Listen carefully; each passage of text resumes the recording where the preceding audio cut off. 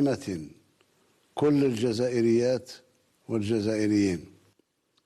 وها هو يحل علينا عام جديد نتمناه أفضل من العام الذي مضى من كل الجوانب، وأن تتجسد فيه أماني الشعب الجزائري برمته ومواصلة التغيير نحو الأفضل، وأن تكون سنة 2023 أيضا سنة تتسارع فيها الاستثمارات وتتراكم فيها الخيرات، وأن ترتقي فيها بلادنا إلى مستوى أعلى.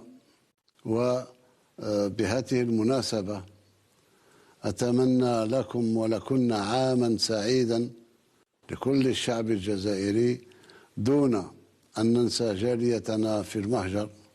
كل عام وأنتم وأنتن بخير. عاشت الجزائر حرة أبية. المجد والخلود لشهدائنا الأبرار، والسلام عليكم ورحمة الله تعالى وبركاته.